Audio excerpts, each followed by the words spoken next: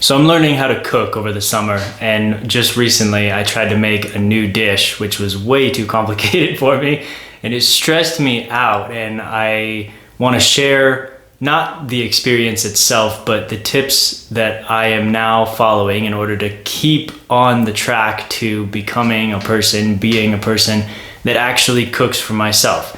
Because going from not knowing how to cook and not having it be a regular part of your life to being not only competent in it, but making it a regular part of your life is not easy. And I want to share with you how I'm going about that right now.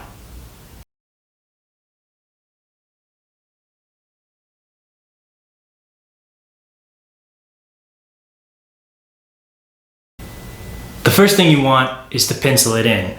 As you can see here, I have my daily plan. Today is Friday, June 20th, as I'm recording this.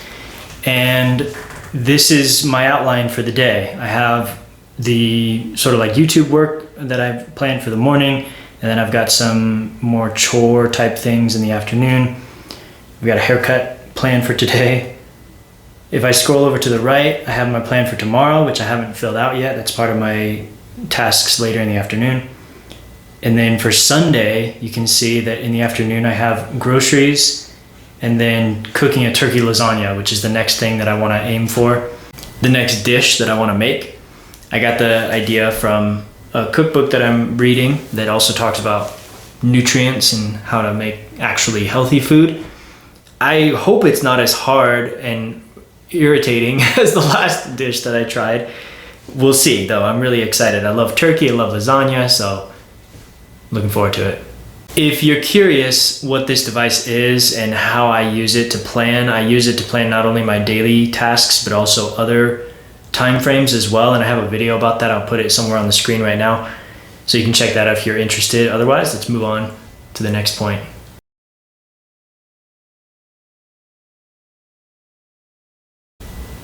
The next tip I have for you is to keep it simple. And what do I mean by that?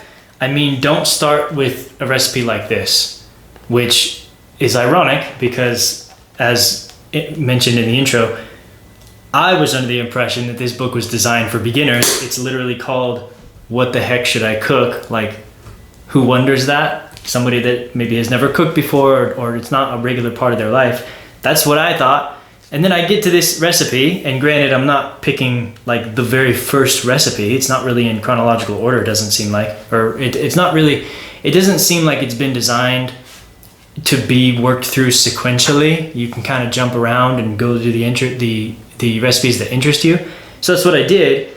But lo and behold, this one that I chose, I was in the process of trying to put this together. I didn't know half the freaking vocabulary, so I had to ask Grok, my AI of choice, a lot of questions, and that helped a lot. But trying to find the items in the grocery store, I had never heard of these things, and trying to measure them out. I'm a very precise person, so trying to get the right measurements was very frustrating.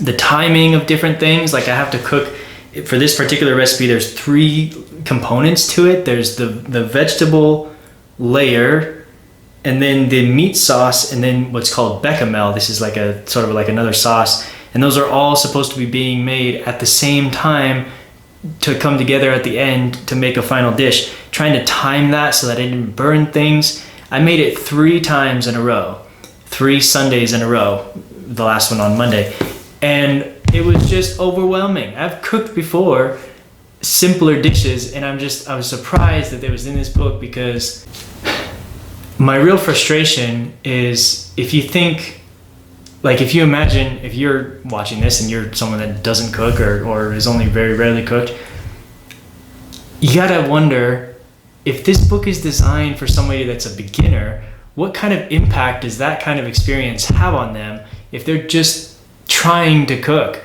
If they're trying to learn how to cook and get into the habit of cooking, that recipe is a bad idea, because it's gonna turn them off from the whole idea of cooking itself, and then you've actually hurt the cause, you haven't helped it.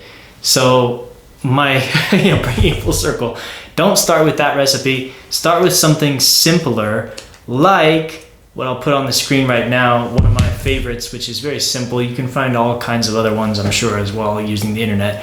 But my go-to is this right here.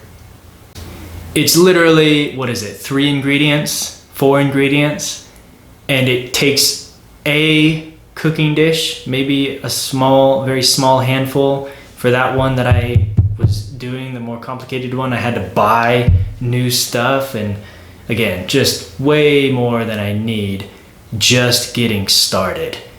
If you're getting into it, then okay, like, yeah, maybe you want to challenge yourself a little bit, but don't start there. It'll only stress you out.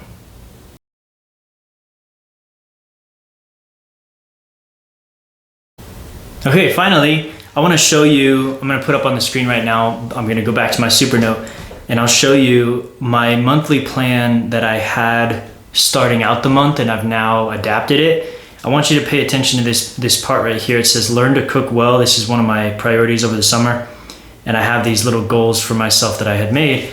I've since updated this, and what I want you to see is, I say here, try 3 recipes from What the Heck Should I Cook? That book that I just showed you. That was my original goal for the month of June. But then when I made eggplant moussaka for the first time, that really complicated recipe, in my opinion anyway, I'm sure that they can get even more involved. But after I did that and I realized how involved it was, I realized, you know what, actually I think it would make more sense, instead of trying 3 brand new recipes, coming full circle to the point here, I think instead I want to try making the same dish over and over and over again. And so what I said instead was cook the same one. Cook that eggplant moussaka 3 to 4 times. So I made it 3 times, and the reason I did that, and what I want to share with you here at this point, is if you're just learning how to do something, there's no rush. There's no reason that you have to feel like you have to switch it up constantly. And you can apply this to a lot of different areas, right? Whatever it is, if it's new to you, it makes more sense to practice that thing that's going to have the biggest impact, just a very small, simple, relatively healthy dish, again and again and again, multiple times in a row. If you don't mind the repetitiveness of that, which I certainly don't, living as a bachelor, if I've got home cooked food and I can cook it once on Sunday and then have it for the whole week, I love that. I'm all for it. So pick one dish and plan on committing to mastering that dish over the course of a handful of weeks, and then move on to the next one, which could be a little more challenging, or you keep it simple until you feel more comfortable.